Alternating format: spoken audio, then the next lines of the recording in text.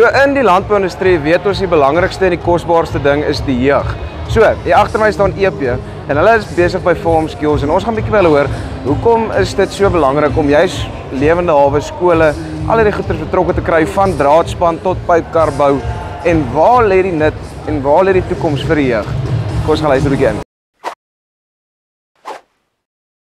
Goeiedag Albert, baie dankie vir die geleentheid.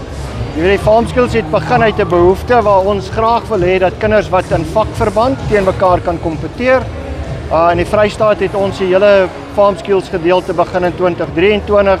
In 2025 het ons besluit, maar ons gaan die Farm Skills nasionaal maak en ons wil graag soveel as moontlik kompetisies of skole op die nasionale Farm Skills kampioenskappe hê. Hierdie jaar was daar iets soos 6 provinsies wat deelgeneem het en ek glo volgende jaar gaan ons net nog meer wees. Nou die vaardighede wat die ouens doen, ons doen in landboutegnologie, is daar 5 vaardighede, hulle bou 'n pypkar, hulle span draad en dan is daar 3 trekker afdelings, trekker foutvind.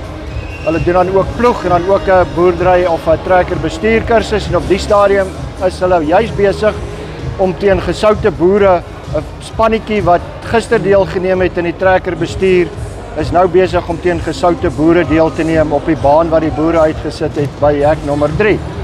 Dan het ons ook in die diere gedeelte het ons 'n koei en bul klassifikasie, ons het 'n ram en ooi klassifikasie, ons het skaaphantering, ons het die volle skeer komponent wat dan skeer op sigself en dan nou ook wolklassering en dan ook wolidentifikasie insluit. En dan het ons 'n skoumanskap gedeelte van die diere wat die kinders by die skole het en mag maak om dan nou ook vir die publiek te wys daai vaardigheid wat hulle daar opbou. En ons wil regtig waar in 2026 wil al die provinsies uitnooi, beginne nasionaal of provinsiale Farm Skills gedeelte en ons sien julle in 2026 by die nasionale jeugskou of Farm Skills. Kom ons praat juist 'n bietjie daaroor. So net maar jy kweek net die belangstelling. Hoe werk die proses om na jou skool hiernatoe te bring na Alpha toe? Elke provinsie moet eintlik gaan. Ons het in die Vrystaat 'n gids opgestel wat die riglyne neerlê. Daai riglyn is gedeel met al die skole in die land. So elke provinsie moet gaan en hy moet kyk of hy op vir sy provinsie 'n kompetisie kan reël. En dan word daar 1 of 2 spanne van daai mense wat dan nou deurkom, kom dan nou deur na die nasionale Farm Skills kompetisie toe.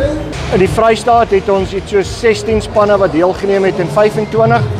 So ek dink ons kan regtig waar in al die provinsies dieselfde kry om mense, kinders te kry om deel te neem.